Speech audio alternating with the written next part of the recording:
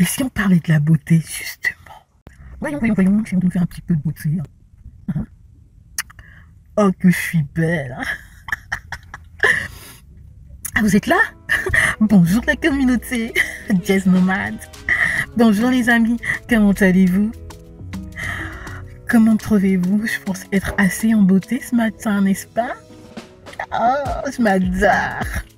Et si on parlait de la beauté, justement? La sempiternelle question de la beauté. Nous y sommes tous assujettis, n'est-ce pas? La beauté, c'est une notion complexe qui touche à des choses essentielles de notre quotidien. Elle peut intervenir sur, je sais pas, plusieurs thèmes, la conscience, le sacré, etc. C'est une qualité, elle s'applique tant aux choses qu'aux êtres. Elle se perçoit dans la gestuelle, les réalisations, la manière de penser et même les intentions. C'est pourquoi donner une définition à la beauté est un véritable casse-tête, n'est-ce pas? Connaissez-vous une liste exhaustive des critères objectifs de beauté?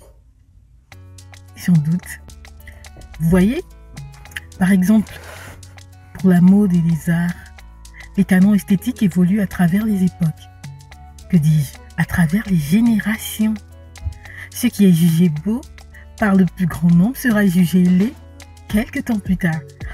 On peut tout de même tomber d'accord sur un fait que la beauté est le caractère de ce qui plaît et qui est agréable ou universellement admirable.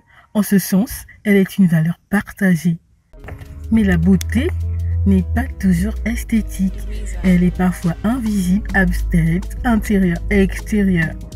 Même si elle s'aborde principalement par la vue, on peut en juger aussi par les autres sens. Lui, par exemple, elle peut saisir la musique, la beauté de la musique, le palais, la beauté du goût. La beauté se sent, la beauté s'interprète. Elle peut être durable, elle peut être éphémère. Elle est tellement complexe. Comment tomber d'accord alors sur ce qu'est la beauté? Ce qu'il y a d'important à mettre en exergue, c'est son côté subjectif, à mon avis. Oui, la beauté se révèle un jugement subjectif. Ce qui est beau pour les uns ne sera pas forcément beau pour les autres. Personnellement, la beauté abstraite suscite toute mon admiration. Parce que d'une part, elle est durable. Et d'autre part, elle véhicule des valeurs intellectuelles, morales, spirituelles telles que l'amour, l'acceptation, la tolérance, le courage, la sagesse, la constance et j'en passe.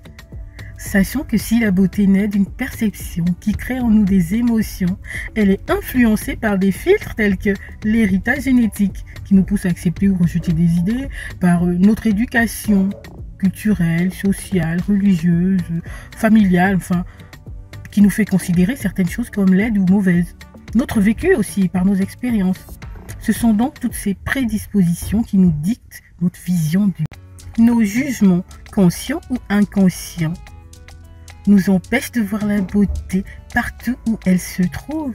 Seule notre ouverture d'esprit et notre élévation spirituelle peut nous permettre d'accéder à la véritable beauté.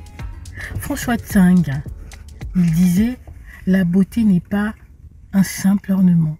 C'est le signe par lequel la création nous signifie que la vie a un sens. » Parfois, la laideur que nous voyons en autrui n'est que la laideur de nos propres pensées. Cette partie de nous qui est dominée par la peur, la colère et l'incompréhension. A contrario, la beauté que nous voyons en souvent bien des choses est une beauté intéressée, favorable, rassurante, parce que nous procurons du plaisir, parce qu'elle nous est agréable. Est-ce cela la vraie beauté? Sortons de nos illusions pour reconnaître la vraie beauté. Tout ce qui est utile et justifié est beau. Tout ce qui participe à l'ordre et à l'équilibre du monde est beau. La beauté, c'est le bien, c'est l'équilibre, c'est l'harmonie. L'esthétique est une beauté éphémère, le bien est éternel. Mais tombons d'accord? Je suis belle, n'est-ce pas? Je vous embrasse. Coucou, c'est fini pour aujourd'hui.